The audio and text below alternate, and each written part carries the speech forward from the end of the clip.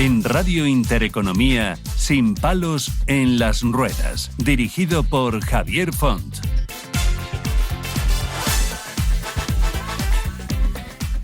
Muy buenas, ya estamos otra vez por aquí. Esto pasa muy deprisa, en un abrir y cerrar de ojos. Pero vamos a contar, como siempre, cosas muy interesantes, rememorando un poco la historia de lo que ha ocurrido años atrás, hoy, por ejemplo. Y es que vamos a recordar la historia de Ramón Sampedro. No sé si se acordarán de esta persona, un hombre cuya vida y lucha pues dejaron una profunda huella en el debate sobre el derecho a morir dignamente. Ramón, como ustedes recordarán, era un marinero gallego. Quedó tetrapléjico a los 25 años tras un trágico accidente mientras buceaba. Esto puede ocurrir, por eso siempre decimos cuidado al tirarse en los ríos, que se mueven las piedras que hay debajo con la corriente, cuidado con las olas. Bueno, estas cosas pasan. Durante casi 30 años vivió en una cama, completamente dependiente de los cuidados ajenos, pero más allá de su condición física, lo que más le dolía era la imposibilidad de decidir sobre su propio destino. Ramón deseaba morir. La tetraplegia lo llevó a una vida que, según él mismo expresó en muchas cartas y entrevistas, para él no era vida. Su lucha no era contra la enfermedad, sino contra un sistema que le impedía ejercer el control sobre su cuerpo y su propia voluntad. Pidió a los tribunales españoles el derecho a morir asistido, pero fue denegado en repetidas ocasiones. La eutanasia y el suicidio asistido no estaban contemplados en la ley de aquellos tiempos y no había mecanismos para que alguien en su situación recibiera ayuda legal pues para morir. Frustrado por la falta de respuestas, Ramón recurrió a sus amigos más cercanos y fue entonces cuando Ramona Maneiro, una amiga entre comillas íntima, tomó un papel muy decisivo. En enero de 1998, Ramón puso fin a su vida ingiriendo cianuro, un acto que fue planificado y asistido por Maneiro y otros colaboradores cercanos, según las investigaciones. Ramón dejó un mensaje grabado en vídeo que conmocionó al país. En él explicó sus motivos y dejó claro que su mente fue su decisión. Durante años, Ramona Maneiro negó públicamente haber tenido cualquier participación en el acto, pero en 2005, cuando el caso ya había prescrito legalmente, confesó abiertamente su implicación. La historia de amor entre ella y Ramón Sampedro fue compleja y profunda, basada en una fuerte conexión emocional y en la lucha conjunta de Sampedro por el derecho a una muerte digna. En una entrevista televisiva, admitió que ella fue quien preparó el veneno que Ramón ingirió y quien, además, grabó su última declaración. Lo hizo, según explicó, por amor y respeto hacia él, para cumplir su última voluntad.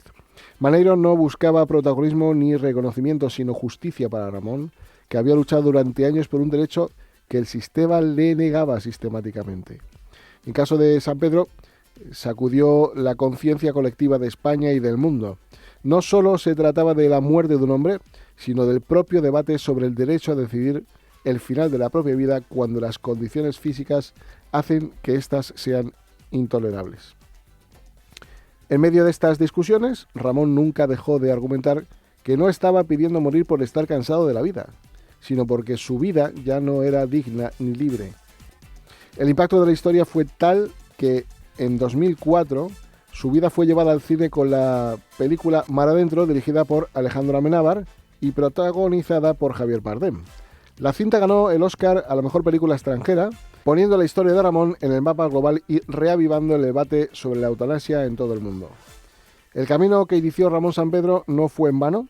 En 2021, más de 20 años después de su muerte, España aprobó una ley que regulaba la eutanasia, permitiendo a las personas con enfermedades graves, incurables o con sufrimiento crónico solicitar asistencia médica para poner fin a su vida. Esta ley fue un hito, pero también un recordatorio de personas como Sampedro y Maneiro y de cómo sentaron las bases del debate que nos ha llevado a esta nueva etapa de derechos y también para reflexionar los problemas y los fallos del sistema que propician este tipo de circunstancias. Hoy, al recordar su historia, no solo reflexionamos sobre la vida y la muerte, sino sobre el derecho a elegir, sobre el respeto de la dignidad y sobre el valor de escuchar y comprender los deseos más profundos de quienes viven en situaciones extremas. Ramón Sampedro nos dejó un legado que, más allá de su muerte, nos obliga a seguir debatiendo, entendiendo y avanzando, pues como sociedad, si llega el caso. Habrá pensamientos de todo tipo. Por último y por otro lado, hablaremos de cómo interpretar las señales de tu hijo adolescente. Es clave para comprender sus emociones y sus necesidades. La adolescencia, como bien sabéis, es un periodo complejo en el que los jóvenes experimentan cambios emocionales y de comportamiento, pues a menudo difíciles de descifrar. Como padres, descubrir su estilo de personalidad parental puede ayudar a responder mejor sus señales, ya sea que tienda uno a ser protector, permisivo o autoritario. Conocer el enfoque pues permitirá adaptarlo según las necesidades de su hijo, lo que fomentará pues una relación más sólida y más con más apoyos mutuos en este proceso. Bueno, pues de todo esto y mucho más, humor, derechos, libros, hablaremos hoy en el programa, así que estén atentos, que no dejará indiferente a nadie. Comenzamos.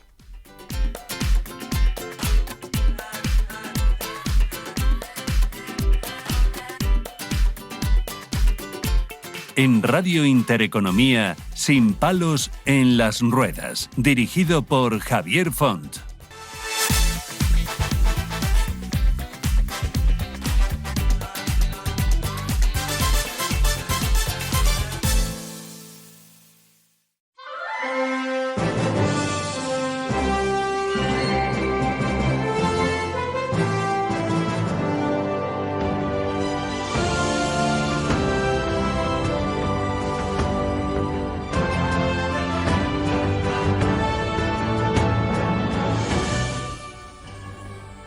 El miedo a morir, en mi caso, no existe. No hay miedo porque tienes la necesidad de salirte de la tortura, ¿no?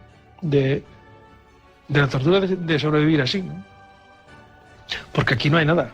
En este estado no hay nada. No hay más que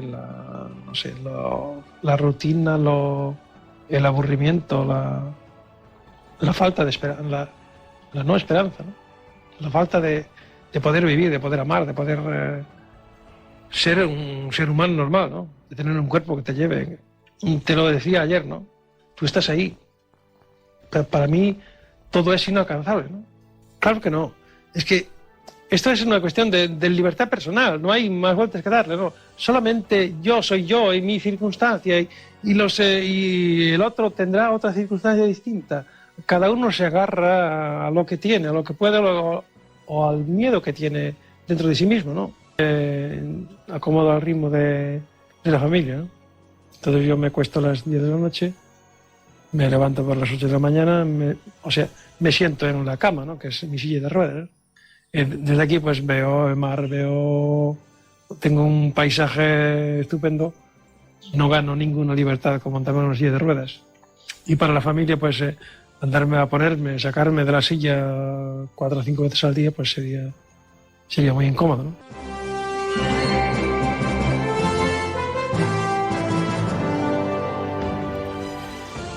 Bueno, pues hemos oído las palabras de Ramón Sampedro, quien ha contado un poco pues su manera de pensar en aquellos momentos antes de pedir que alguien le ayudara a perder su vida, ¿no? Y para eso hemos querido contactar con quien confesó al final su colaboración para que esto sucediera, ¿no? Con Ramona Maneiro. Ramona Maneiro, muy buenas tardes, ¿cómo estás? Buenas tardes, aquí estamos, en la playa. Bueno, pues en la playa con un poquito de lluvia, ¿no? ¿Qué? En la playa con un poquito de lluvia, ¿no? ¿O fresco? No, está lloviendo, bueno, no llueve ahora mismo, pero hace mucho viento. Bueno, pero pues estoy en la playa porque he sacado a mis perritos. Bueno, lo siento. Eso está bien. Ramona, ¿lo tuyo fue un acto de amor o de compasión? Yo no tengo compasión por nadie. Cada uno que lo interprete como quiera, para mí fue un acto de amor, un acto de valentía, porque, bueno, pues despedirte de la persona que quieres en esos momentos y ya no vas a volver a verla, pues hasta nunca más. Para mí no es un acto de compasión, o por lo menos yo no trato de hacer compasión con nadie, y menos de esa manera. Una buena amiga de Ramón Sampedro, como eras tú, después de 26 años, pues cómo rehace su vida en estos momentos. En la actualidad, ¿qué es lo que haces? Ahora mismo, Sí. bueno, pues mira, soy una mujer de 63 años a punto de retirarme si es que no me muero antes para la jubilación. Y bueno, cuidando de mi madre, que es mayor, 87 años, y de mis perritos y gatitos, y aquí disfrutando del mal tiempo que tenemos en Galicia, que me encanta. Oye, Esos son mis días ahora. ¿cómo conociste a Ramón Sampedro? ¿Cómo fue esa circunstancia? Lo de Ramón, pues bueno, fue casualidad viendo la televisión, el programa Línea 900, creo que era, ya no me acuerdo, en la segunda Sí, cadena. Y bueno, yo seguía el tema de la eutanasia a través de Azucena Hernández, una actriz madrileña que se había quedado tetrapléjica en un también, accidente de coche. la recuerdo. Y sí, pues yo seguía, madre mía, la veía en todos los programas que ella salía. eh, yo la veía y me impactaba muchísimo Mm. las ganas que ella tenía y lo que ella luchaba para que le ayudaran a morir, que ella no quería vivir así. Y cuando salió el reportaje de Ramón Sampedro, pues madre mía, yo aluciné porque era una persona de aquí muy cercana y yo no le conocía ni nunca había escuchado hablar de él. Y bueno, hablaba muy bien, me gustaba mucho, yo lo quería conocer porque quería saber un poco más del tema. Y yo por aquel entonces trabajaba en radio, en una radio local, aquí en Radio Rianxo. Ujú. Y bueno, yo tenía oyentes y una oyente de allí, de cerca de Ramón, que más o menos era de su edad, pues hablando con ella, le pedí que a ver si conseguía localizarle y estas cosas para ir a conocerle y nada, le localizó. Y bueno, todo esto lo cuento yo en el libro, querido Ramón, que podéis encontrarlo yo. Si lo estuviera aquí, pues os mandaba algún Ujú. ejemplar, pero me es muy difícil porque Planeta tiene mis derechos, tiene los derechos Sí, del libro muchos años y entonces bueno. ahora mismo no tengo libros ni nada. Oye, En fin. llegó el momento, entiendo, en el que Ramón Sam... Tardamos un año en ir a conocerle, yo por lo menos, porque Ujú. yo entre que trabajaba en la conservera, tenía mis hijos y bueno, iba a radio, tenía muy poco tiempo libre, ni siquiera los fines de semana, y al final conseguimos un día pues ir un fin de semana y fuimos a conocerle. Le conocí personalmente y bueno, una persona espectacular, maravillosa, y yo no iba con la idea de, bueno, pues bueno, como madre que soy, como mujer protectora y todo eso, voy a salvarle de esta muerte Ujú. segura. Oye, No, qué te gustaba de él? ¿Su intelecto?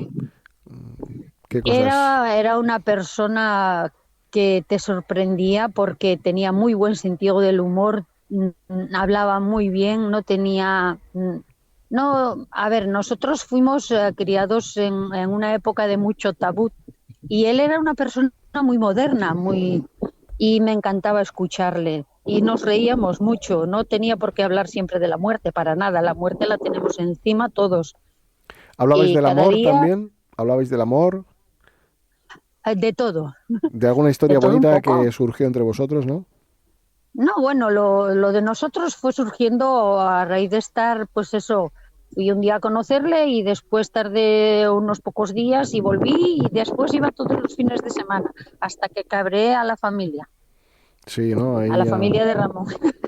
ya. Sí. Y digo, ¿cuándo fue ese momento en el que te dijo Ramón, oye, Ramona, quiero morir, quiero que me ayudes? Vamos a ver, él a todas las personas que le iban a visitar, a todas les decía si en algún momento que él decidiera le ayudarían a marcharse, a morirse. Y Ujú. bueno, cada uno tenía su tríngoli, ¿no? Y a mí también me lo preguntó. Cuando me lo preguntó, le digo, oye, yo no he venido aquí para, para firmar ningún papel y ayudarte a morirte ya. Yo vengo aquí a conocerte, a saber más de tu idea, de por qué, los porqués. Claro, Es entendible y bueno, pues poquito a poquito pues fuimos hablando de cosas y hasta que surgió el momento, él decidió marcharse, cuando ya le llegó la familia hasta las narices y dice, bueno, de aquí me voy, pero ya lo tenía planeado yo pienso que desde siempre, tampoco te contaba mucho sus planes, cuanto menos sepas, menos tienes que contar, ¿sabes? Eso es lo que me decía. Y Ramona, claro, en la cama imposible ir a comprar el cianuro, imposible hacer absolutamente nada. Entiendo que pactasteis, Él tenía sus contactos. ya, Él tenía muchos contactos, sí. ya, pero alguien lo puso en el vaso. Ah, bueno, sí, claro. Yo lo fui sabiendo que lo tenía allí, que, bueno, me hizo partícipe de las últimas cosas bueno, y 4 amigos más, creo, no sé, fijo. ¿Y Pero yo sí fui la que... no te dio miedo, no sé, a ser detenida y a acabar en prisión para muchos años? Yo le tengo más miedo a los mandamierdas que tenemos en el mundo, que lo están destruyendo, matando a muchísima gente, muchos inocentes, y le tengo más miedo a eso de lo que podía tener en aquellos momentos, ni al cianuro ni a nada, ni a ir a la cárcel siquiera, ¿sabes? Y manejé el cianuro, pues yo qué sé, como Ramón me decía, yo era sus manos, Claro, claro. yo fui sus manos. Yo fui sus manos, él me dirigía, ¿sabes? Ahora han inventado esto de los robots, que yo aún no he visto ninguno, ni tengo ni tendré. Ujú, Mi edad no me da para esas cosas. Pero yo fui sus manos, yo fui su robot, se puede decir, ¿no? ujú. Y Pero con corazón, vale. claro, yo entiendo que en un momento determinado habría un choque de sentimientos tremendo, ¿no? Porque evidentemente tú a Ramón le querías, te enamoraste de él, eso es la parte más bonita que puede haber cuando alguien mira de esa Ya. manera por otro porque quiere que se quede con él eternamente, ¿no? Pero sin embargo surge un sentimiento encontrado de para hacerle feliz del todo, quiero que él esté feliz y él dice que estando feliz es yéndose de este mundo. ¿Cómo se gestiona eso? A ver, yo entiendo a la gente, a las personas, a todo el mundo que piensa estas cosas, ¿no? Es muy complicado y por naturaleza yo creo que somos egoístas todos, pero yo creo que los años te van enseñando. Yo sé que de aquella era más joven, pero yo ya llevaba vivido muchas cosas, puesto que yo me había casado muy pronto, tenía ya 3 hijos y muchas cosas, ya había vivido cosas. Entonces, yo creo que esas ganas que tenemos de tener, que nos apegamos a una persona, a un ser humano, el egoísmo es tan fuerte que ese te hace daño. Entonces, yo sabía que un día u otro nos tenemos que despejar de las personas que amamos y queremos, por lo que sea, ¿no? Porque se marchan lejos o por lo que sea. Y la muerte es increíble que los católicos apostólicos y estas cosas, cuando nacemos, todo muy bonito, el bautizo y todas estas cosas, pero nos hacen miedo con la muerte. Sí, ¿Sabes lo que te digo? lo Entonces, gestionamos de otra manera. no nos han educado para morirnos, solo nos han educado a tenerle miedo a la muerte, pero me cago en la leche. Mm. ¿Por qué tenerle miedo a la muerte si es algo que ha pegado a nosotros, a Ramona, todos, desde que nacemos? Dime.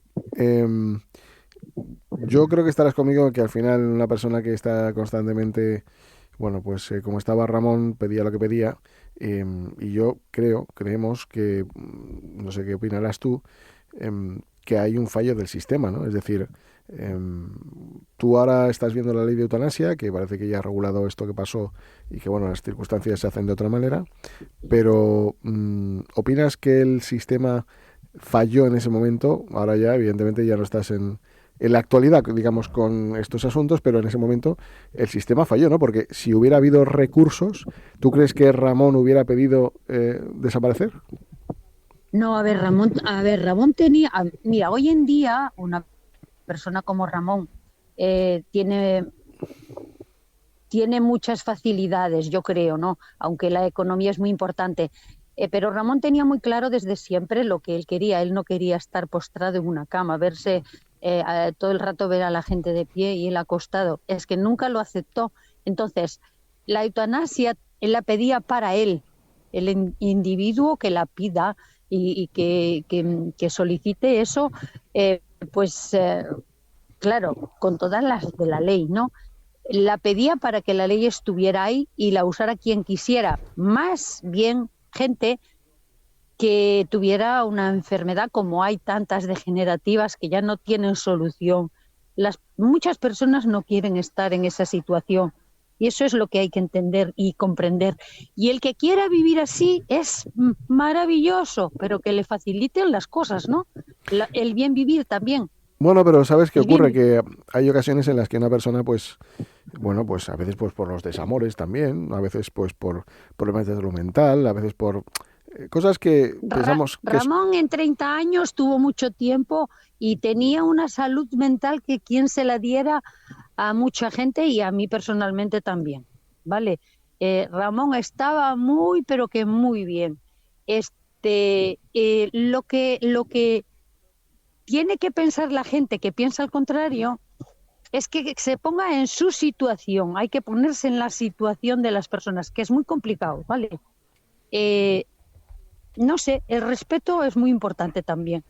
Cada uno es cada uno y cada uno que viva como le salga de las pelotas. Te digo, porque yo no quiero ver a mi gente sufrir. Ya te digo, lo de Ramón, quiero decir, el tema de Ramón, el tema de quedarse tetrapléjico o gente minusválidos, como hay tantos, que viven de maravilla y me encanta, pero que les faciliten también la vida, el bien vivir. por eso. Pero, ya, eso me parece genial, pero no sabemos tampoco todo, porque la información que nos dan muchas veces es para tenernos agilipollados y hay muchísima gente con muchísimas necesidades. Y a lo mejor tendría que haber más Ramones Sampedros para que realmente el sistema les facilitara el bien vivir hasta que no pudieran más. Ramón, te voy a decir una cosa, Ramón solicitaba y pedía que se legalizara la eutanasia para utilizarla él cuando no cuando le apeteciera, que es lo que iba a decir, no.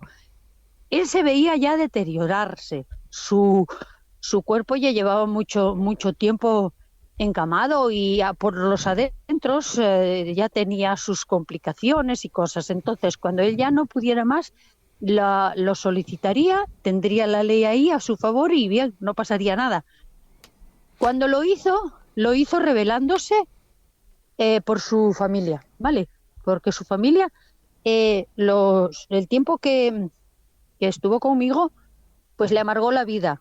A mí me importó 4 mierdas porque yo al fin y al cabo me venía a mi casa, pero yo sé que Ramón lo pasó muy mal. Trató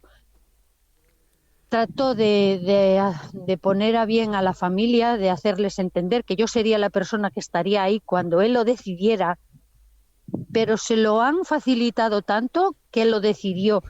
Y lo he dejado escrito en mi libro, en el libro Querido Ramón. Uh-huh. Lo he dicho y lo vuelvo a repetir, que no me cuesta nada decirlo. Ramón quería joderle las Navidades, la Nochebuena de ese año a su familia. Y al final no lo hizo.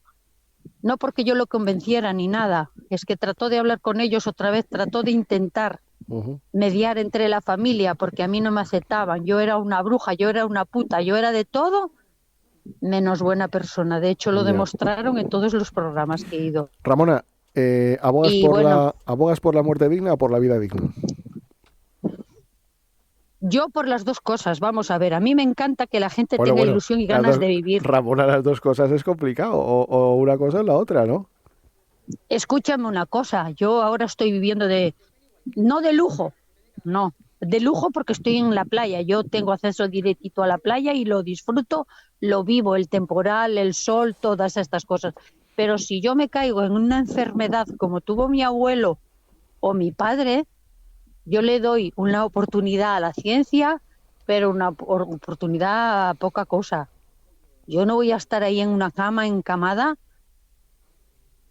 pues eso, de una manera que no es digna, ya ni para mí ni para mi familia. No lo voy a permitir. Entonces yo quiero bien vivir, pero también quiero bien morir cuando me llegue el momento. Pero no cuando Dios quiera, ¿eh? Eso de cuando Dios quiera no se lo creen ni ellos. Ramona Maneiro, muchísimas gracias por estar hoy aquí con nosotros. Dicho queda. Gracias. Agradezco muchísimo la claridad con la que te has expresado y nos has hablado de lo sucedido, porque la verdad que es como tienen que ser las cosas. Al pan pan y al vino vino.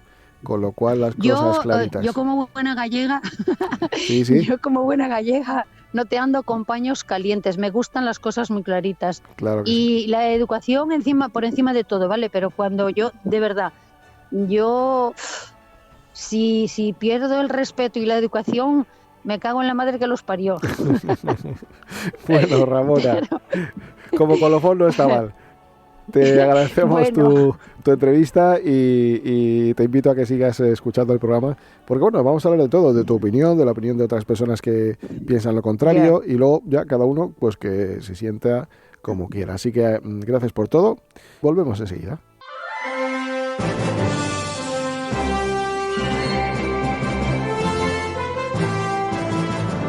En Radio Intereconomía, Sin palos en las ruedas. Bueno, pues ahora vamos a ver y a oír la versión de profesionales de la abogacía en el ámbito del derecho a la vida, y para ello vamos a entrevistar a Polonia Castellanos, que es directora de Abogados Cristianos. ¿Qué tal, Polonia? Hola, ¿qué tal? Muy bien, muchas gracias. Bueno, ella es licenciada en Derecho por la Universidad de Valladolid. En 2008 presenció en la capilla de la Universidad de la Ciudad pues la actuación de humoristas que suponían un auténtico ataque a los sentimientos religiosos.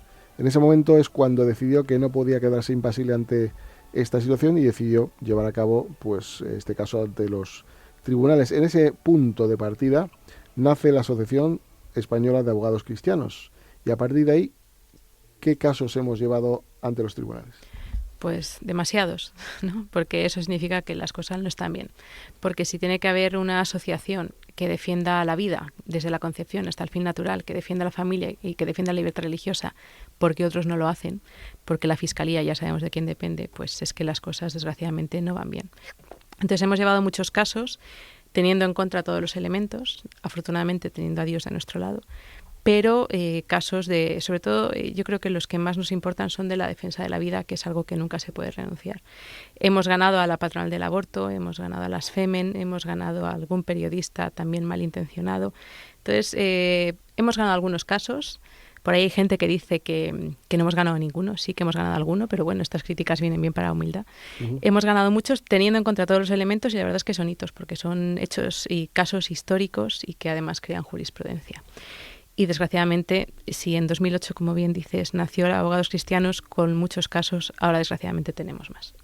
A ver, nosotros desde luego siempre hemos dicho que es mejor las normas para la vida que para la muerte, porque evidentemente queremos que cuando alguien, en la situación por ejemplo de Ramón San Pedro, que estaba el hombre en una cama, mirando, como decía anteriormente, por la ventana o mirando el techo constantemente, pues es evidente que uno, pues ¿qué sentido tiene la vida si siempre vas a estar así hasta que te mueras, ¿no? ¿Es posible que el sistema esté fallando en cuanto a la aplicación de recursos para que personas con estas características salgan para adelante, entiendo?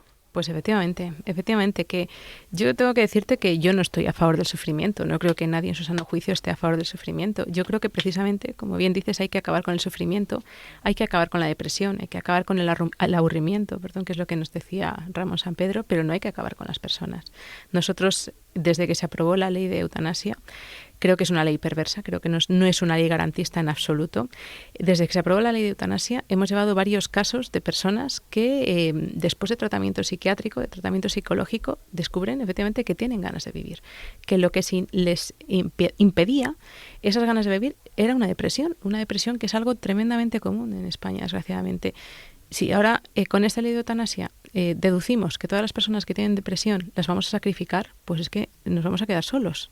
Entonces, me parece que es una ley perversa. Tenemos además el antecedente de muy pocas leyes que hay en el mundo, porque precisamente otros países, desgraciadamente, están demostrando ser más listos que nosotros en lo que a legislación se trata.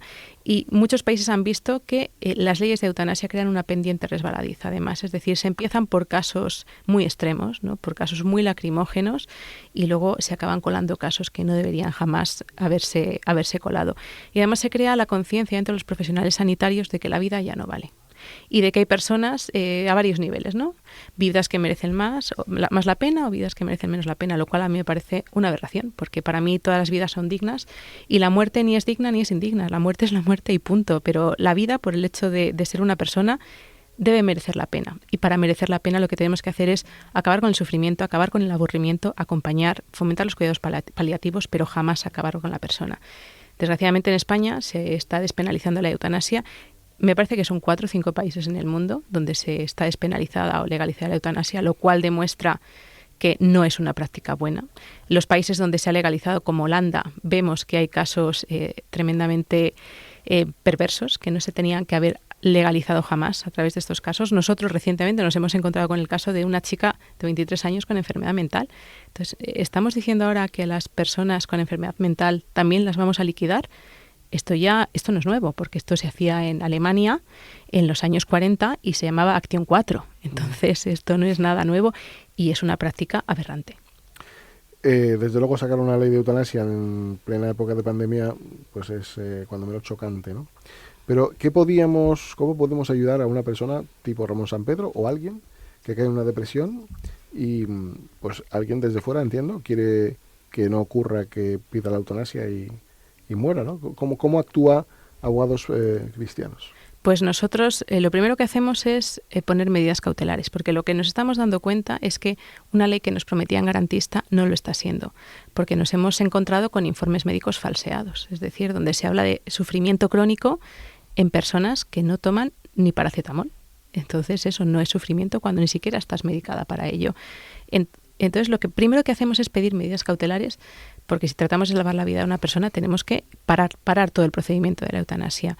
Entonces parar la eutanasia es lo primero que hacemos, pedir medidas cautelares. Después aconsejamos un tratamiento psicológico, un tratamiento psiquiátrico, porque además cada vez, gracias a Dios, hay medicamentos más eficaces, hay profesionales estupendos y a través de ello pues descubrimos un sentimiento que es innato al ser humano, que es el instinto de supervivencia. En cuanto a una persona que quería la eutanasia recibe tratamiento psiquiátrico, tratamiento médico, medicación adecuada, es que no quiere la eutanasia, es que no quiere morir, porque lo natural en el ser humano es querer vivir.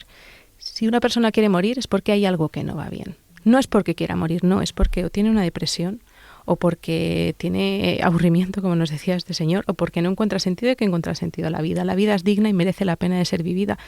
Porque si nos encontramos en la disyuntiva de que hay vidas dignas y vidas indignas, empezamos a hacer valoraciones que yo creo que no corresponden. Porque ¿qué es más digna? ¿La vida de una persona con síndrome de Down o la vida de un terrorista? Pues para mí, pues si tengo que hacer una disyuntiva, pues posiblemente me quedo con la primera. Entonces, no podemos empezar a hacer disyuntivas y hacer valoraciones de qué vidas son más dignas de vivir que otras. Lo que tenemos que hacer es ayudar a todas las personas, acabar con esos sentimientos que no les dejan ser felices, por supuesto acompañar, por supuesto querer mucho y por supuesto seguir investigando en medicación, investigando en tratamientos, por supuesto dando facilidades y dando recursos a los cuidados paliativos, a las ayudas a la dependencia también, que tampoco se están dando. Yo recuerdo también una señora que también abría otra vez el melón de la ley de la eutanasia, que decía que no tenía ayuda, pero es porque llevaba 3 años sin recibir las ayudas a la dependencia que en teoría se tendrían que estar dando. Entonces lo que hay que hacer es invertir en las personas y no invertir en la muerte ni en chiringuitos que saldrían a raíz de la ley de eutanasia. Podríamos decir que hay un negocio creado, montado alrededor de lo que es la eutanasia. Por supuesto que sí, por supuesto que sí. Yo recuerdo que me colé en una charla del doctor Montes, porque además me parece muy curioso, pero todas estas personas que pertenecen a estas asociaciones de morir dignamente y demás, las que han muerto de muerte natural. Ninguna se ha aplicado para sí mismos lo que predican para los demás, ¿no? Entonces, estas asociaciones que presumen de ser piadosas y caricativas, lo primero que hacen es pedirte que seas socio para ayudarte a morir. Entonces, bueno, ya hay determinado interés económico. Te piden que seas socio y después lo que te piden es que una vez que te liquiden, pues que les des parte de tu herencia a un legado. Entonces, evidentemente que hay un negocio detrás de este tipo de asociaciones. Y después hay un negocio también porque yo recuerdo ir a una charla del doctor Montes en el que decía que ellos también crearían sus propios chiringuitos y esto lo tengo grabado. Entonces, evidentemente que hay un negocio, evidentemente que hay un desprecio por la persona, evidentemente que por parte del Estado también hay intereses subyacentes que para mí no son lícitos, pues puede ser ahorrar en pensiones, pues porque también hay que mejorar el Falcon, ¿no? Porque lo último que leí el otro día es que había que hacer una inversión en el Falcon porque los asientos no echaban para atrás, ¿no? Pues si el dinero público es escaso, pues y hay que destinar dinero al Falcon, pues hay que quitarlo de otros recursos, pues por ejemplo de la ley de dependencia. Entonces, por eso digo que me parece una ley perversa, me parece que hay muchísimos intereses económicos subyacentes, me parece que además crea en los sanitarios la percepción de que no merece la pena luchar por la vida. Y creo que además la experiencia de otros países nos debería hacer pensar que esta ley lo único que tendría que hacerse ahora es derogarla. Podemos estar entonces hablando ante una nueva organización del crimen organizado, es decir, si al final son entidades que están obligando a que su patrimonio vaya destinado a X lugar, si hay que pagar por ello, podríamos decir que incluso soterradamente estamos ante delitos, ¿no? Efectivamente, podría haber algún tipo de interés económico y podría estar ahí en la línea entre lo que es lícito y lo que no lo es. También hay que recordar que la utilidad pública de este tipo de asociaciones que te piden que seas socio, que te piden que les des un legado, que te piden que les des la parte de la herencia, la utilidad pública de este tipo de asociaciones se reconoció por parte de un ministro del PP. Entonces, pues bueno, la esperanza que nos queda es cuidar a las personas que tenemos cerca, no bajar la guardia, porque, insisto, es una ley que no es garantista, regula cosas como la incapacidad de hecho. La incapacidad de derecho todos sabemos cuál es, ¿no? Que es la que ahora antes existía tutela y curatela, ahora la tutela se ha suprimido, pero sabemos que una incapacitación de derecho conlleva una serie de pasos, ¿no? Conlleva un procedimiento. Pero la incapacidad de hecho, ¿qué es? Es decir, yo por ser miope me van a incapacitar de hecho y entonces un sanitario puede decidir que mi vida ya no merece la pena ser vivida, decidirlo por mí y entonces practicarme la eutanasia. Estos casos pueden darse. Nosotros lo hemos visto, insisto, médicos, no sé si con buena fe o con mala fe o con qué intención, pero que han falseado informes diciendo que había padecimientos crónicos insoportables cuando era mentira. Estamos viendo enfermos mentales a los que les quieren practicar la eutanasia, personas con trastorno bipolar a las que se les quiere practicar la eutanasia. Entonces, yo lo que creo es que evidentemente hay un negocio detrás de todo esto, evidentemente que hay un interés del Estado en recortar dinero de las personas, a través de las personas. Nosotros antes de la ley de eutanasia salvábamos la vida de una chica que se llamaba María Teresa, en la que los médicos nos habían dicho y habían dicho a sus familiares que es que mantener a María Teresa era muy caro. Bueno, para mí mantener una vida es lo más rentable que hay en el mundo, sea caro o sea barato. Hay otras cosas que se podrían suprimir. Pero creo que además lo que tenemos que hacer es crear la conciencia de que las vidas son dignas todos por el hecho de ser personas, que merecen la pena ser vivirlas y que hay que fomentar, ayudar a las personas, acabar con el sufrimiento, acabar con el aburrimiento, pero no acabar con la vida de las personas. A ver, hay un pequeño debate, ¿no? En cuanto a que, por ejemplo, nadie evidentemente te pide permiso para que estés en la vida, pero también hay quien dice que uno tiene que tener permiso para decidir cuándo no quiere estar en este mundo, ¿no? Sí, pero ¿y si ese permiso que está pidiendo está viciado porque tiene una depresión? Quiero decir, cuando una persona se va a tirar desde el ático, entonces por esa regla de 3 no podemos salvarle. Le empujamos. El bombero que va a salvarle, el policía que va a salvarle, si esa señora o ese señor tiene derecho a decidir tirarse del ático, ¿qué hace? Le empuja, le da una patada. Mira, con el tema, yo soy abogada, ha habido muchísima polémica, lo sabéis, con el tema de las cláusulas suelo, de los gastos hipotecarios, porque preferentes, demás, porque los consentimientos estaban viciados, ¿no? Porque no sabías cómo iba a cambiar tu hipoteca cuando cambiase el Euribor y cambiasen los tipos de interés. Entonces, para invalidar eso, se ha hablado de un consentimiento viciado.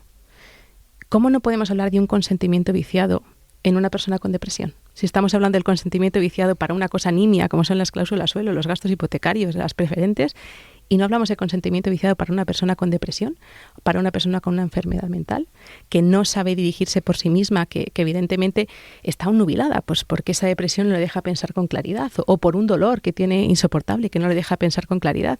Entonces, hablamos de sentimiento, de aceptación viciada para una cosa como son las cláusulas hipotecarias, y no hablamos de consentimiento viciado para una cosa tan importante como es la vida de una persona. A mí me parece que es evidente que una depresión, un sufrimiento insoportable, una enfermedad mental, un trastorno bipolar, por ejemplo, evidentemente, que son consecuencia de este pensar que no es del todo lúcido, de este consentimiento viciado, y que, por tanto, una persona con este tipo de padecimientos, depresión, trastornos mentales, etcétera, no puede prestar válidamente su opinión para acabar con su vida. Hay una cosa que nos llama poderosamente la atención, y es que en la propia Convención Internacional de los Derechos de las Personas con Discapacidad, específicamente, hay un artículo que aboga por el derecho a la vida. Entiendo que sabes que hubo un recurso de inconstitucionalidad que declaró que era constitucional. Es sorprendente esto, ¿no? Vamos a ver, es que además el tema de la eutanasia tiene muchísimos flecos que son incontrolables, porque lo que decíamos antes de la persona que se va a suicidar, entonces con la ley de eutanasia le empujamos. O hablamos de los presos que hacen huelgas de hambre. Entonces, si tiene derecho a disponer de su cuerpo y de su vida, entonces pues les dejamos que esa huelga de hambre hasta que acaben con su vida, ¿no? Entonces, el problema de la ley de eutanasia además es que tiene muchísimos flecos. Nos hemos encontrado en otros países, nos hemos encontrado con personas que sin haber pedido la eutanasia se les está eutanasiando, y en este caso Holanda arroja unas cifras tremendas de personas que sin pedir la eutanasia se les proporciona.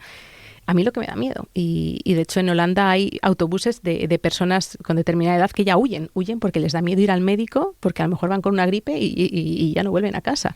Entonces, a mí lo que me preocupa, uno de los flecos de esta eutanasia, es la pérdida de confianza en nuestros sanitarios. Partiendo de que además yo creo que el sistema de salud español es muy bueno y que hay sanitarios buenísimos. Entonces a mí me preocupa la pérdida de confianza en los sanitarios. Me preocupa también desde el otro punto de vista los sanitarios, ¿no? Que ya no piensen que las vidas merecen la pena ser vividas. Entonces me preocupan todos estos flecos de la eutanasia. Me preocupa, por supuesto, el negocio, porque en el momento que algo como el aborto se convierte en un negocio, es algo que es muy difícil de frenar. Y me preocupa también el Tribunal Constitucional, pues evidentemente porque como la Fiscalía también sabemos de quién depende, y me preocupa que, como decía Cristina Almeida, que todos piensen que lo legal es moral, porque entonces pues el régimen nazi sería moral, ¿no? Si lo vendemos de esta manera, o tantas leyes absurdas que pueden ser totalmente inmorales. Me preocupa que se cree esa conciencia de que lo legal es moral, porque no puede ser así. Y sobre todo me preocupan las personas mayores, evidentemente, y las personas más débiles, ¿no? Como bien decías, las personas mayores, había una iniciativa para que se pudiese proporcionar la eutanasia a personas con Alzheimer. Volvemos lo mismo, es un consentimiento viciado. Una persona con Alzheimer no puede prestar un consentimiento válido para algo tan importante como acabar con su vida. Entonces me preocupan las personas mayores y sobre todo los más débiles. Y sobre todo yo creo que si realmente se puede hablar de progreso en un Estado, el progreso debería ser ocuparse de los que más lo necesitan y de los más débiles, y no descartarlos y acabar con ellos. Entonces para mí la eutanasia es una ley antiprogresista, y es una ley que no es nueva, insisto, es de la Alemania de los años 40 y todos sabemos cómo acabó. ¿Y cómo se pone en marcha la maquinaria de abogados cristianos cuando, no sé, si es alguien el que llama y dice, oye, mire usted, me quiero morir pero no? ¿O de oficio actuáis? ¿O cómo se pone en marcha esto? Pues dos cosas. Normalmente son los familiares. Por ejemplo, los familiares de Ramón Sampedro a lo mejor nos hubiesen llamado si por aquel entonces hubiésemos existido, porque claro, sus familiares estaban en contra de la eutanasia. Entonces son los familiares los que nos dicen, por ejemplo, el caso de Galicia, van a venir a buscar a mi hija para llevársela. Es como la parca, además en Galicia, que viene a buscarte a tu hija con la guadaña y ya no vuelve tu hija.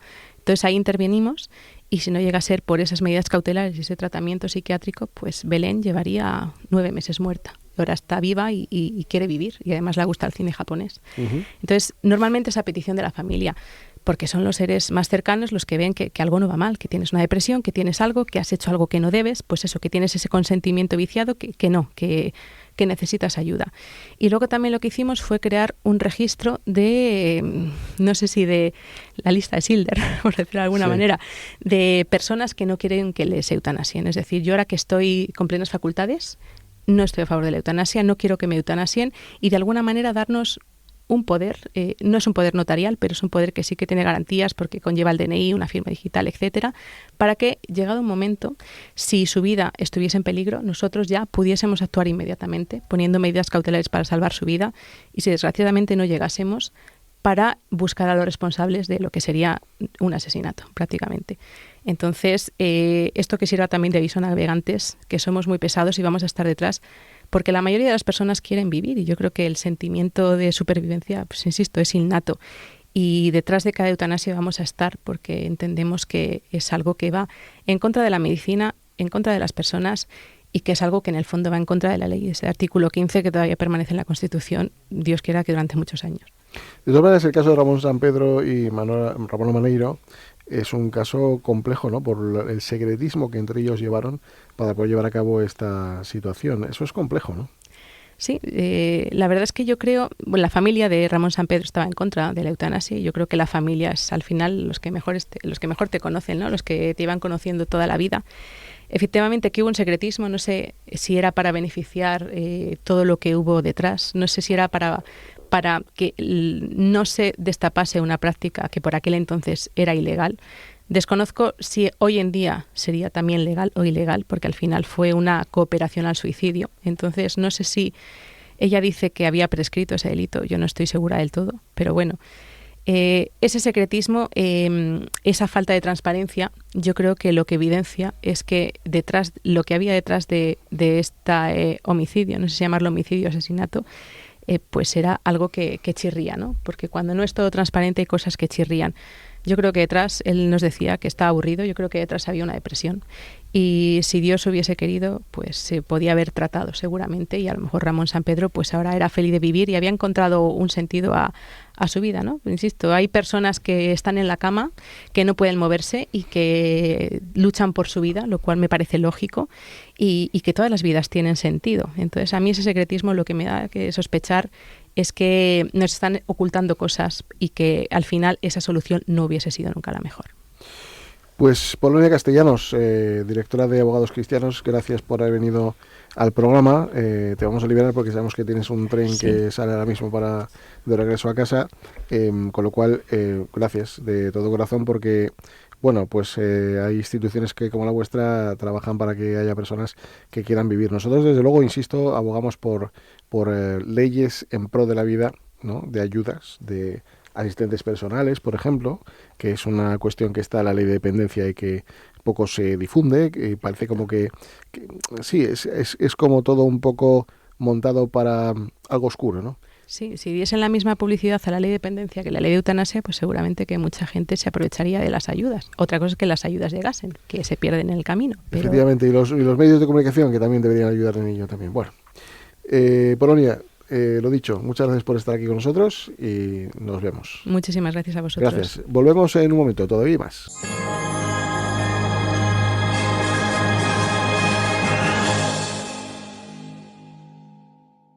En Da Salud, tu bienestar es nuestra prioridad. Ofrecemos atención de enfermería, cuidado para personas dependientes, fisioterapia y podología en Madrid. Todo sin salir de casa.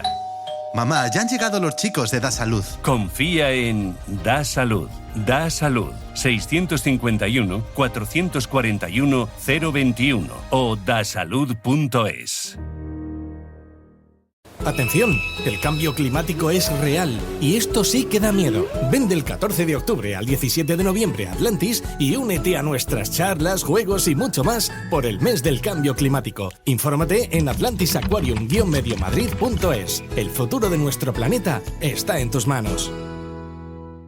Búscate una excusa para descubrir el felino salvaje de la península ibérica, para explorar el Ártico con Tamara de Lempicka, para desentrañar el fenómeno de Casa en Llamas. Búscate una excusa y conéctate a CaixaForum Plus, la plataforma gratuita de cultura y ciencia, series, documentales, podcasts, conciertos y mucho más. CaixaForum Plus, la cultura que te espera. Fundación La Caixa. La Hora de Miguel Ángel es un programa dedicado a la salud y la prevención de enfermedades. Con un lenguaje claro y sencillo, te explica cómo llevar una vida saludable. La Hora de Miguel Ángel, todas las noches a las 12 en Radio Intereconomía.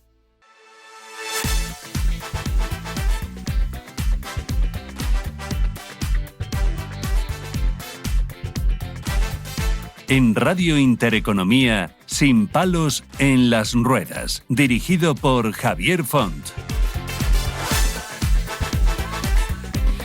Bueno, pues tenemos de nuevo aquí a Beatriz Párraga, que es socia y es coordinadora de servicios de Recursos Humanos, además de DaSalud.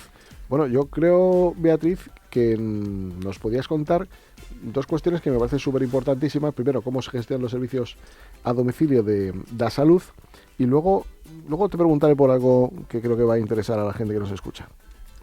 Buenas tardes, Javier. Buenas tardes a todas aquellas personas que escuchan este programa. Encantada de saludaros de nuevo. Bien, pues nosotros trabajamos nuestra manera de trabajar es cuando el paciente contacta con nosotros, realizamos una breve valoración de cara a recabar información básica. Aparte del servicio de mandado y localización, se solicita pues edad, patologías previas, estado actual del paciente, alergias.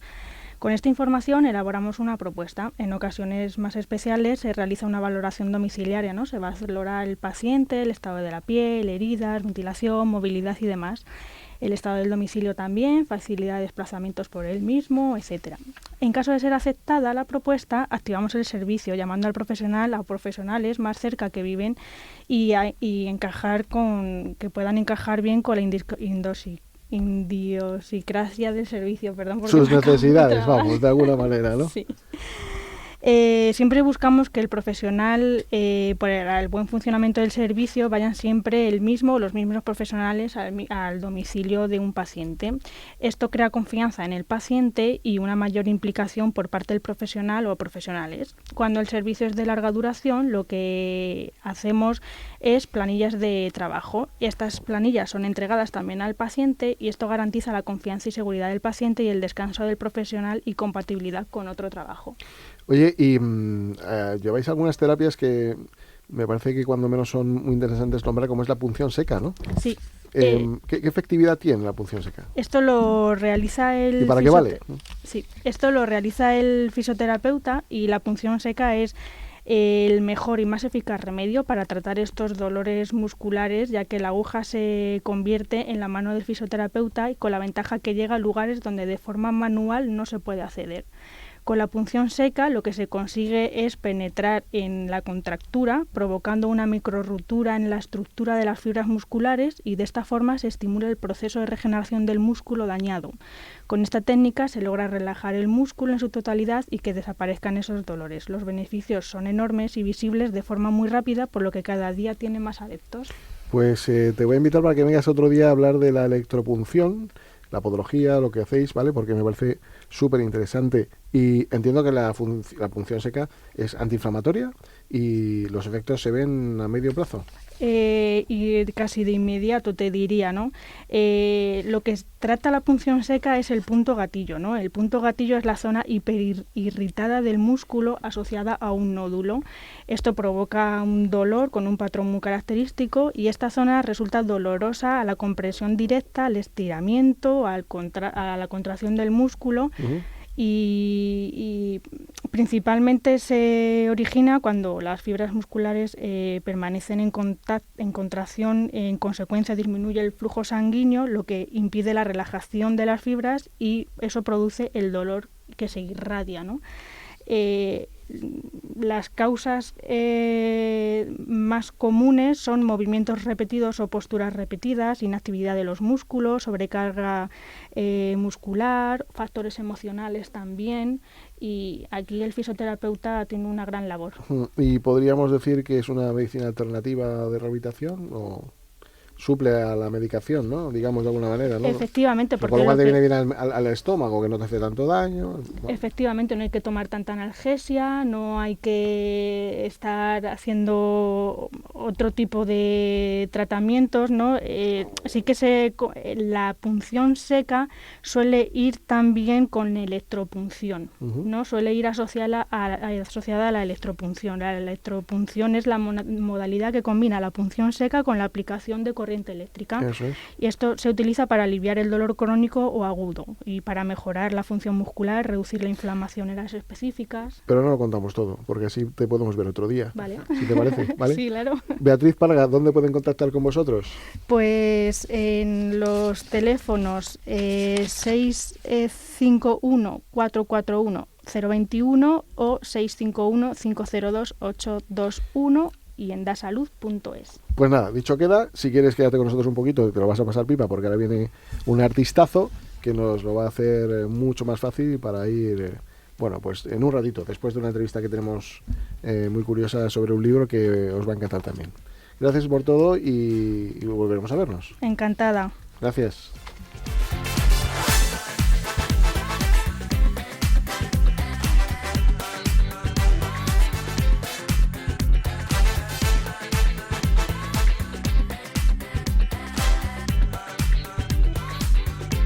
En Radio Intereconomía, sin palos en las ruedas.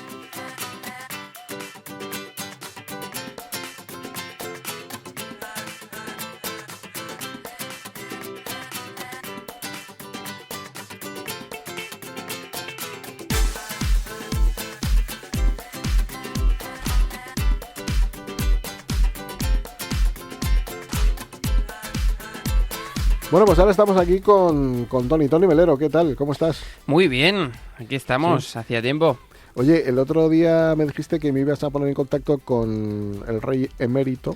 He conseguido que venga, sí, pero mira, ¿ves ahí lo que está tapado con una manta en la esquina? Sí. He tenido que traer de incógnito. Cuando me digas, le aviso y viene para acá. El bulto de al lado grande es Mohamed, un amigo suyo que ha venido, no sé quién es. Pero... Despiértale, a ver si nos cuenta algo. Va. Sumajes. Es que tenemos confianza y le llamo Sumajes, de Ah, Su Sumajes. Majestad. Ya Vale. no es Michael No, Sumajes. eso te iba a decir. Sumajes. Oye, espera, que me había quedado dormido. Oh, muy buenas, ¿qué tal, Javier? Hombre, Muy bien, señor, ¿qué tal? ¿Cómo estamos? pues aquí estamos, mira, lo que hay que hacer para venir, porque sabes que yo no concedo entrevistas, ni Ya. me gusta estar en los medios, pero cuando te llama alguien que merece la pena, pues Hombre. aquí estamos. Soy tan campechano que no le podía decir que no a tan ilustre ser humano como eres tú, Javier. Yo se lo agradezco enormemente.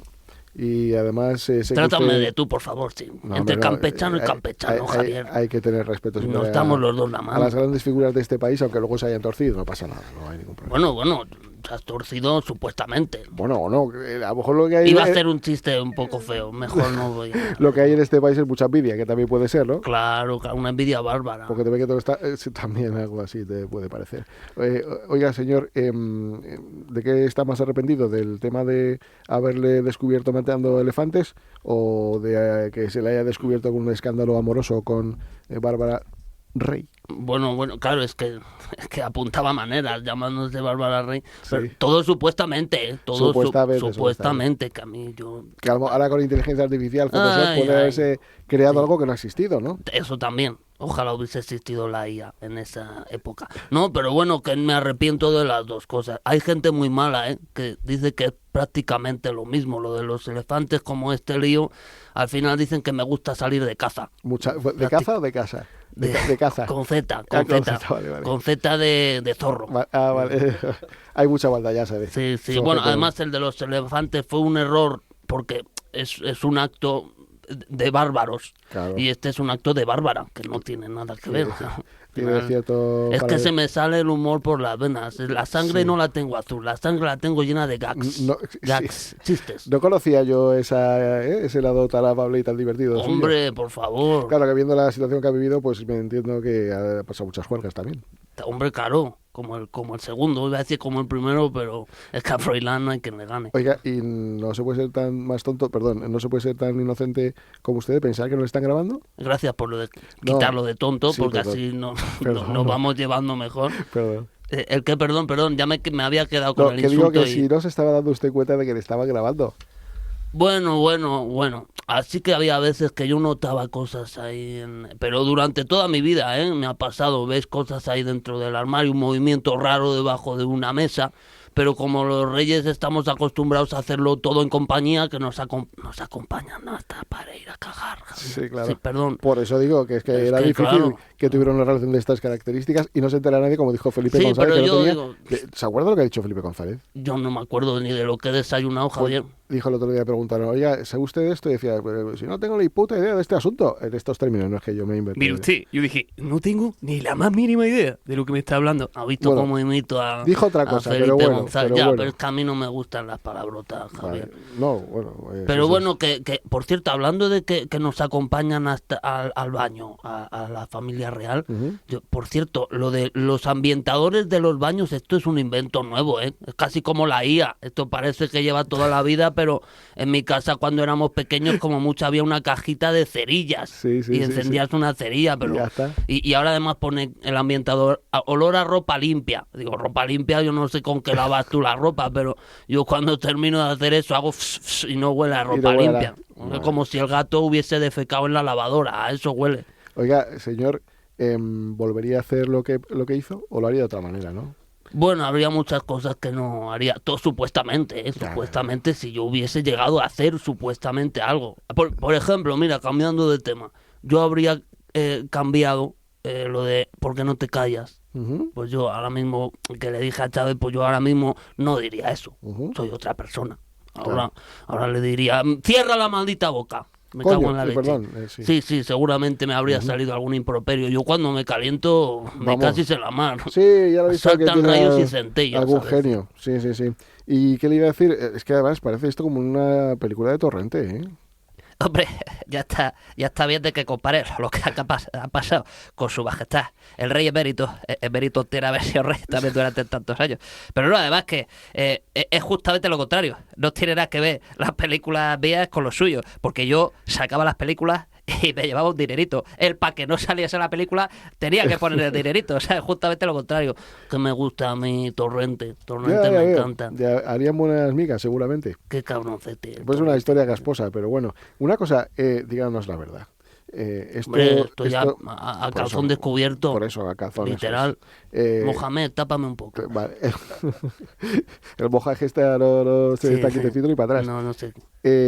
Vamos a hablar en serio. Una cosa, una duda que tenemos, sinceramente. Esto de Bárbara Rey, ¿se lo prometió en una noche de locura y desenfreno? ¿Que se iba a llamar Rey?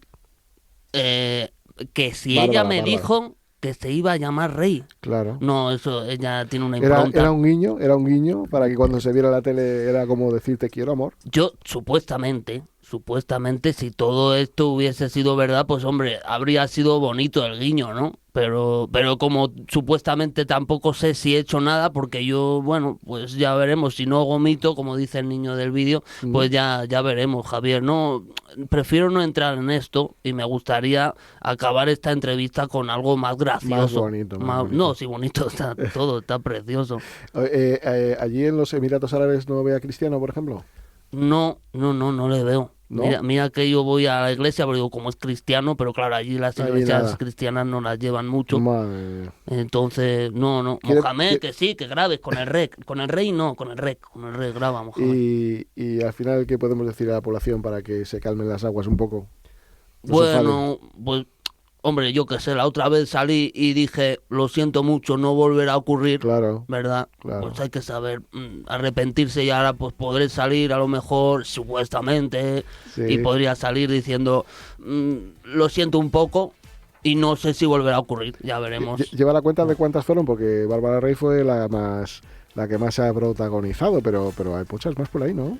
Bueno, supuestamente. Bueno. Habría que hacer... Sí, pero para un álbum de cromos... Ese será otro capítulo de que hablaremos. Señor, gracias por haber venido. Nada, venga, Mohamed, vete calentando el camello. Un abrazo, recuerdos a Bárbara por ahí. ¿A quién? No sé qué dice este hombre, con lo bien que me caía, Javier Fan de Cabo. Adiós.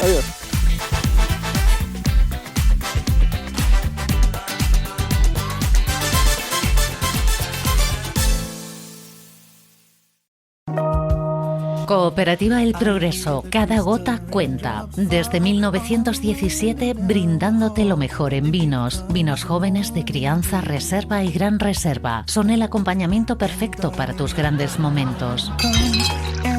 Ojos del Guadiana, nuestra joya. Viñas Étar, el placer de la espuma en cada sorbo. Visita bodegaselprogreso.com o síguenos en nuestras redes sociales. Cooperativa El Progreso. Vive nuestra historia con nosotros. Búscate una excusa para descubrir el felino salvaje de la península ibérica, para explorar el Art Deco con Tamara de Lempicka, para desentrañar el fenómeno de Casa en Llamas. Búscate una excusa y conéctate a CaixaForum Plus, la plataforma gratuita de cultura y ciencia, series, documentales, podcasts, conciertos y mucho más. CaixaForum Plus, la cultura que te espera. Fundación La Caixa.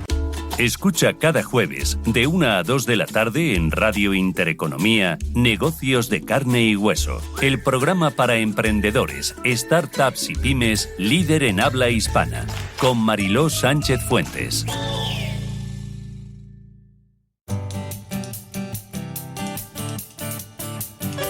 Más que libros.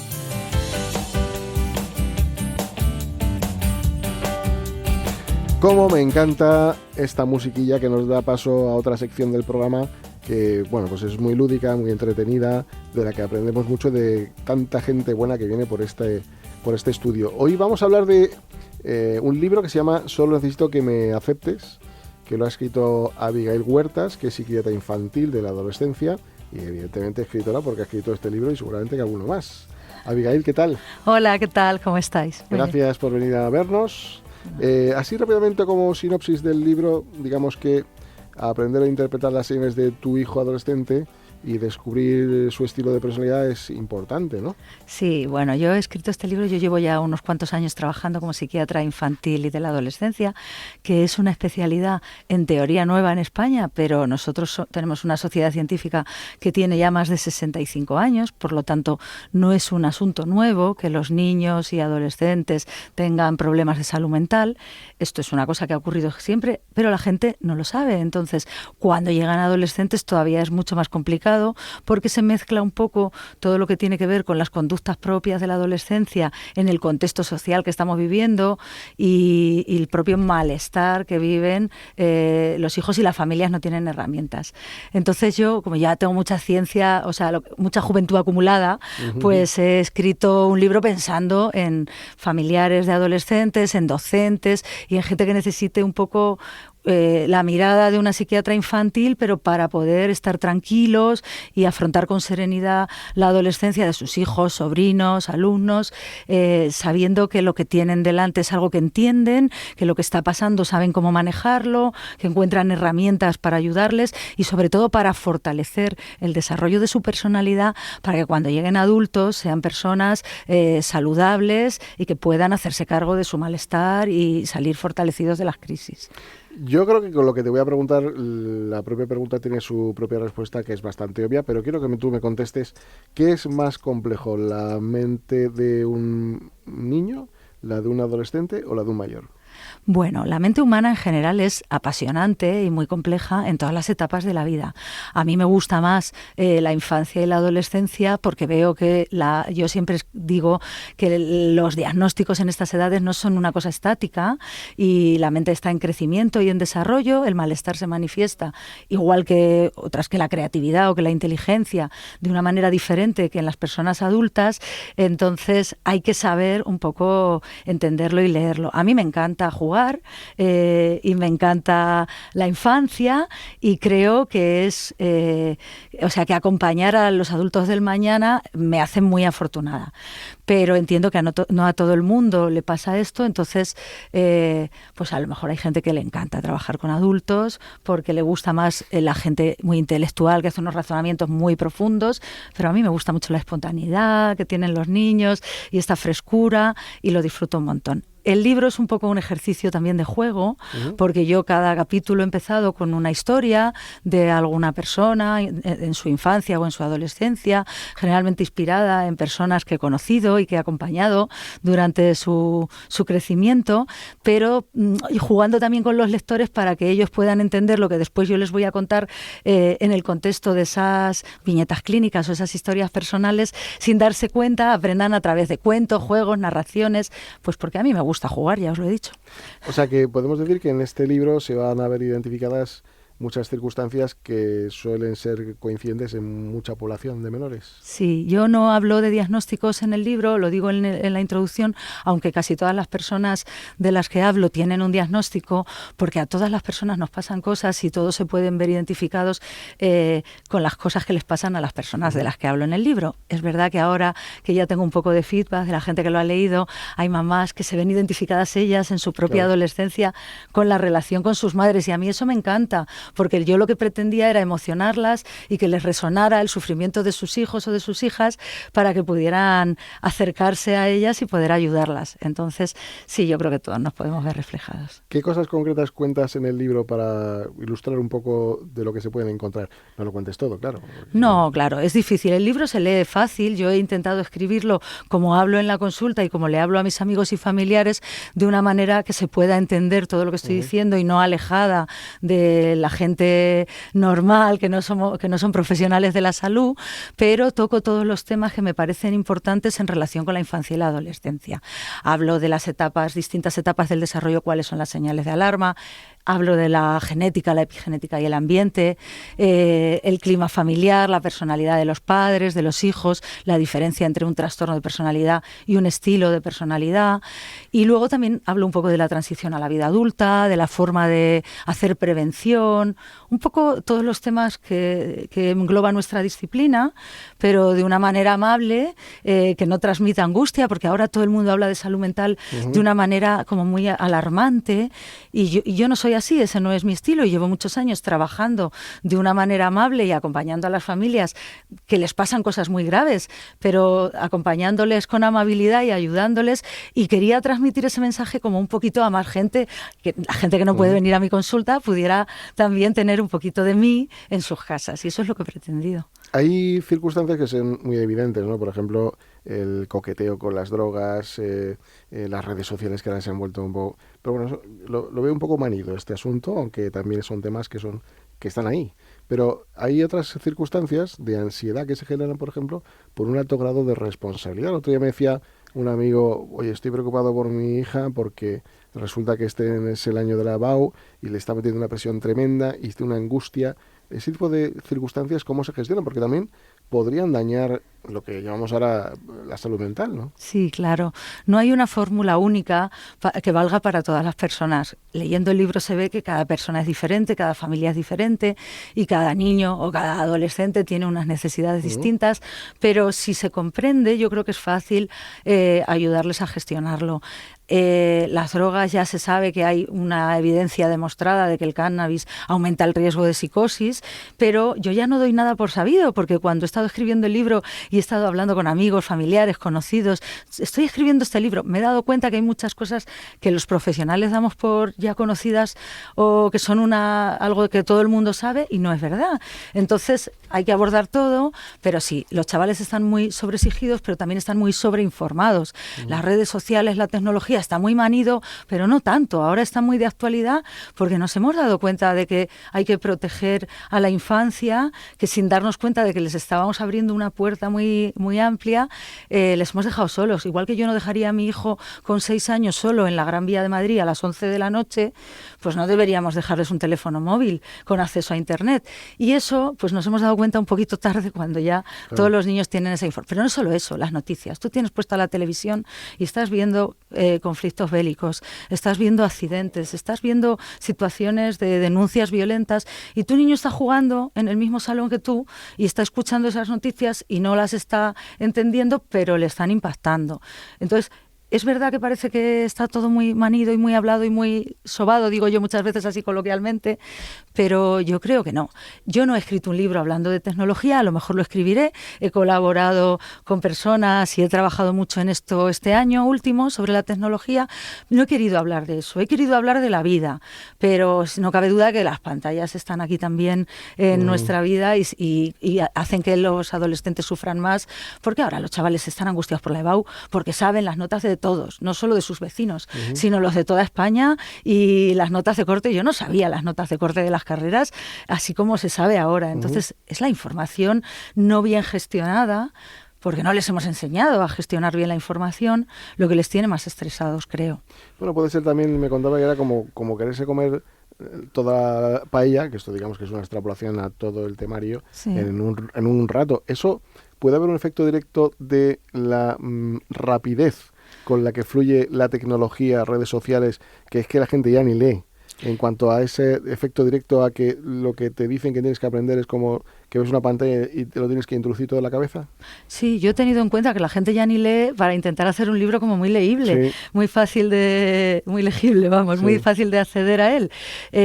Pero es verdad que ha cambiado mucho la sociedad, toda. O sea, nosotros mismos buscamos la satisfacción inmediata ya. Nadie debate en qué año murió tal personaje, se busca en Google inmediatamente. No podemos tolerar esa duda de a ver si puedo conseguir evocar el recuerdo de ese dato que yo conocía. Ya no hacemos ese esfuerzo, ni siquiera los adultos.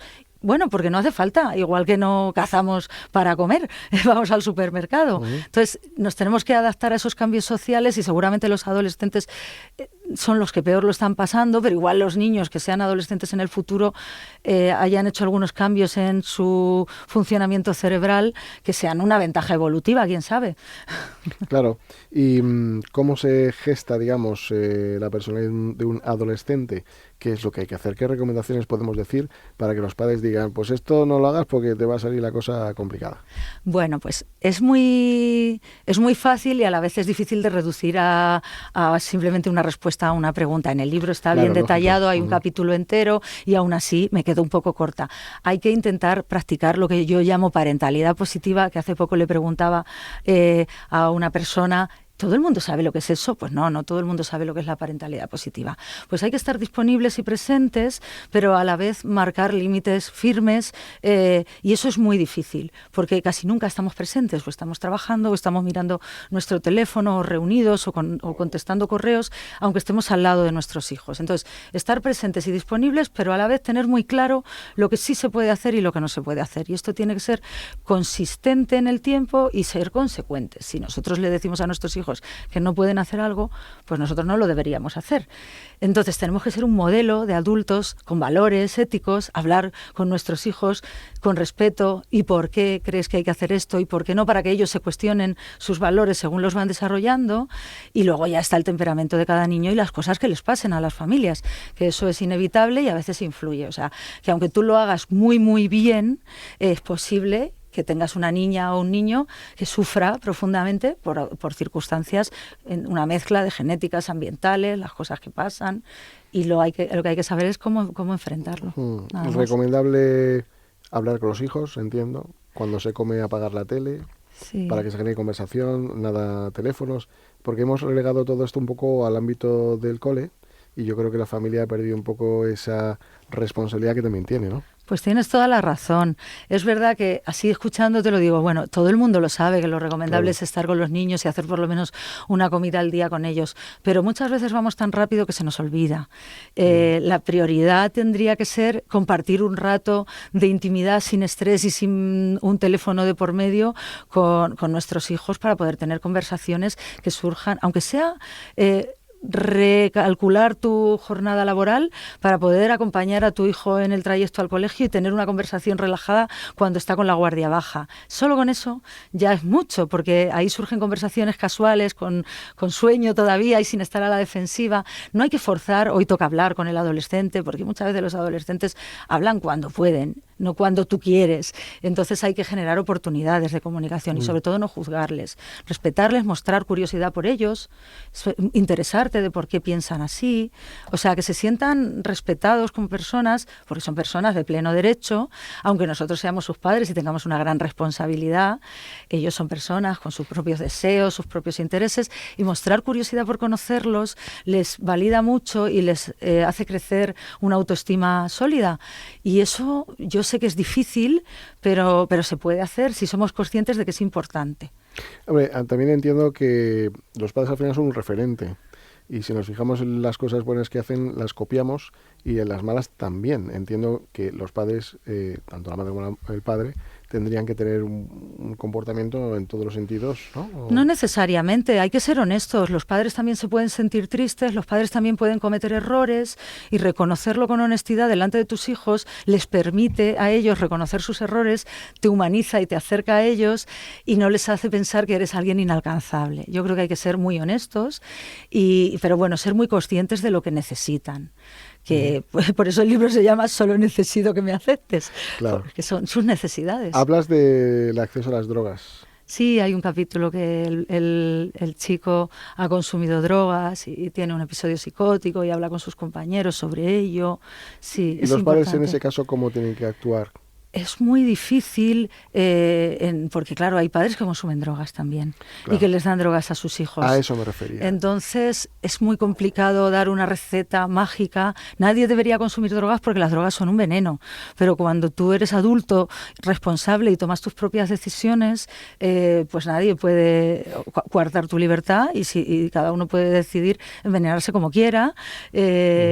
Siempre que sepa cuáles son los riesgos. Lo que ocurre es que hay adolescentes que no conocen los riesgos y tienen una idea sesgada. No, esto es natural, es un remedio natural. Hombre, sí, el arsénico también es natural y la cicuta y te matan. Entonces, a veces lo que hay que darles es información veraz y fiable que no la cuestionen. Como se informan ahora en redes sociales, pues es muy importante pedir responsabilidad a la gente que divulga en salud y que no divulgue cualquiera y que esté penado una divulgación basada en la desinformación. Pero todo eso es un camino que tenemos por delante los adultos que ya esta generación de adolescentes les pilla un poco tarde, pero que lo tenemos que hacer para los que vengan detrás. Bueno, yo creo que el ser humano repite la historia, ¿no? Y al final son patrones que por la propia naturaleza se seguirán repitiendo, entiendo, ¿no? Bueno, yo creo que hay que protegerles, hay que legislar en este mundo nuevo y no pasa nada por reconocer que nos hemos equivocado en algunas cosas y replantearlas y efectivamente estos adolescentes nuestros van a hacer grandes cambios en la sociedad. Si vosotros lo recordáis históricamente, los grandes sucesos de la historia los han hecho personas adolescentes, que la adolescencia dura hasta los 25. O sea, gente joven ha sido la que se ha atrevido por lo que es la propia adolescencia, que eres más impulsivo, que tienes más ideales, que no ves tanto metas a largo plazo. Por la propia adolescencia están condenados a hacer cosas muy valiosas y muy importantes. Yo siempre digo que la pandemia ha marcado un antes y un después en la forma de ver la vida y yo, vamos, por lo que percibo, a los adolescentes a una velocidad increíble, ¿no? Sí, hay que devolverles la motivación y la ilusión por la vida, porque han visto mucho horror y tienen una perspectiva de futuro muy pesimista. Igual nosotros nos hemos pasado. Quiero decir, les hemos encerrado y les hemos abrumado a responsabilidad e información, pero no les hemos cuidado para que se diviertan, para que pasen las etapas que tienen que pasar. Entonces tenemos que hacer un esfuerzo grande por devolverles de alguna manera la esperanza y la ilusión y la motivación, que están todos desmotivados incluso en lo académico. Sí. Que hay futuro, ¿no? Sí que lo hay. Yo soy muy optimista pero realista, ¿eh? Y he sacado adelante a muchísimos adolescentes en estos años y todavía acompaño a muchos con mucha ilusión y les veo hacerse adultos y adultos felices y muy, muy respetables que aportan mucho a la sociedad. Yo estoy segura que hay futuro, claro. Y por ir terminando, hablas también de redes sociales, tecnología. Es como una nueva droga, ¿no? Yo es que además, lo hemos hablado en varias ocasiones aquí, que ves como la gente viaja en autobús y es que ni se hablan. Sí. Cualquier día, si queréis, os cuento en detalle sobre este tema, porque prácticamente he hecho una subespecialidad en este año, porque me han encargado un trabajo de revisión de documentación respecto a cómo afecta a la salud mental en la infancia y adolescencia el impacto de las pantallas, que va a salir en breve un documento del Ministerio de Juventud de 50 expertos independientes, y me he tenido que actualizar y verdaderamente esto es una responsabilidad de todos, pero hay muchísimos intereses. Están los intereses de las industrias, de las propias tecnológicas, el derecho a la información o a la libertad, pero también el derecho a la salud, el cómo implantar la educación digital gradualmente, que el desarrollo lo permita. Es un tema muy, muy complejo, pero que ya digo que estoy segura de que podemos con ello. O sea, es que estamos en eso. Pues solo necesito que me aceptes. Con lo cual es un libro muy recomendable donde vienen experiencias que ustedes se van a ver identificadas rápidamente, si les ocurre, claro, ojalá no, porque desde luego será mucho mejor, pero si algo pasa así, pues es evidente que es cuando menos un libro recomendable. Así que, Abigail, voy a tomar nota de tu propuesta de venir a contarnos sobre las nuevas tecnologías, porque nos parece algo muy, muy de actualidad y que tenemos que tratar para intentar ayudar de cómo hacer las cosas a lo mejor de otra manera, a las sabiendas de que pues a veces los padres tienen que enfrentarse a situaciones de que el niño patalea o que llora, pues como decía aquel, ¿no? Para llorar yo, que llores tú un poquito, ¿no? Eso es así la vida. Abigail, gracias por todo, mucha suerte con el libro y nos vemos pronto. Gracias.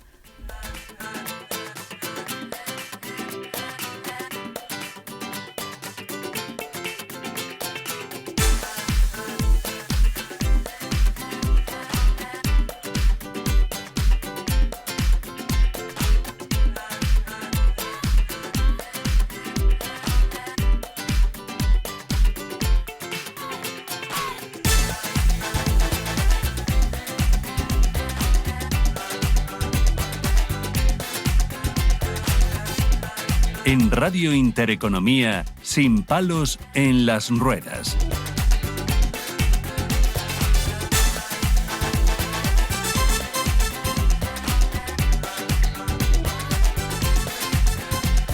Don Cristian Herrera, aquí en la banda izquierda, nos va a contar pues muchas cosas de interés. Hola Javier, buenas tardes. Efectivamente, porque la verdad, bueno, ha habido algunas cosas de actualidad un poquito esta semana que me gustaría comentar contigo. No sé si has visto alguna vez, seguro que has oído hablar del programa que tiene ahora David Broncano en Televisión Española, sí. La Revuelta. Bueno, pues esta semana ha acudido una persona con movilidad reducida en silla de ruedas y la verdad que, bueno, pues ha reivindicado algo que nosotros llevamos reivindicando mucho tiempo, y es que, las personas con discapacidad, para el trámite de solicitud del grado de discapacidad, estamos hablando de unos plazos que se alargan muchísimo en el tiempo. Y bueno, pues esta persona en concreto, Juanfran, lleva en silla de ruedas más de 4 meses y a día de hoy no tiene reconocido el grado de discapacidad. Entonces, bueno, pues depende de sus padres para todo, para hacer vida, para acudir a cualquier sitio, para desplazarse, para todo. Y bueno, pues hizo una pequeña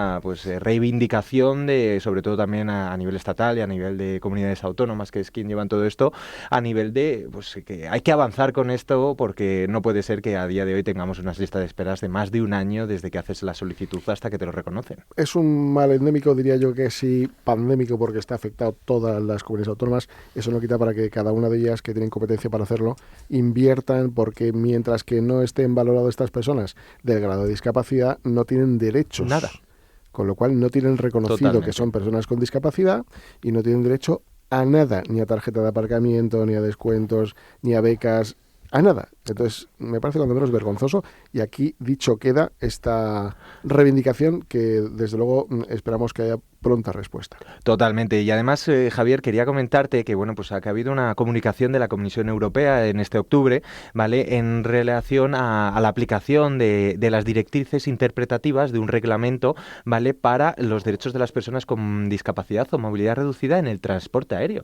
Que, Javier, también las personas con movilidad reducida tienen derecho a viajar en avión, y muchas veces se está viendo muy deteriorado, o poniendo problemas, o directamente no pueden viajar una vez llegan al avión. Entonces, bueno, pues hay un reglamento europeo de la Comisión que aportaba mejoras, pero no se está terminando de aplicar. Pues entonces la Comisión Europea ha decidido sacar unas directrices que, por desgracia, no aplican a nivel normativo, pero sí recomiendan a todos los estados de la Unión Europea a que que las personas con discapacidad tienen derecho de libertad de movimiento, que no deben enfrentarse a discriminación alguna, ni tasas adicionales, ni negaciones de embarque, como hemos comentado, y además que esa asistencia en los aeropuertos tiene que existir, ya que haya sillas de ruedas para poder desplazarse, información accesible, apoyos visuales o auditivos. Entonces, establece la Comisión Europea que se debe proteger además a la intimidad y no deberán demostrar todos sus datos de su discapacidad para poder viajar como otras personas más. Únicamente acreditar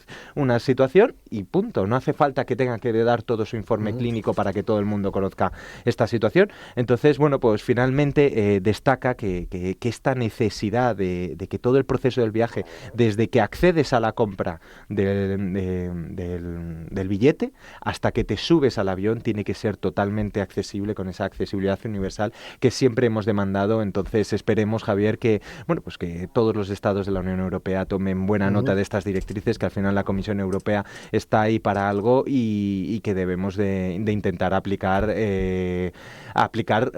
correctamente, ¿vale? Entonces, a ver si, Javier, conseguimos acercar un poes todos estos derechos y conseguimos que la gente se pueda ir de viaje. Siglo XXI, seguimos así, amigos y amigas. Que es que quería decir que Cristian pierde la soltería, que se nos casa. Pero pues nada, mucha suerte en esa nueva etapa faceta. Enhorabuena también para la afortunada. Muchas gracias. Ya dejas de ser el chico de oro, o sea, ya se acabó la historia, ya se acabó. Así que nada, que lo pases bien y le daremos unas vacaciones. Nos vemos en un par de semanitas. Bueno, pues venga, dicho lo cual, gracias, volvemos en un ratito. Vamos, el domingo que viene, pero es un ratito. ¡Hasta luego!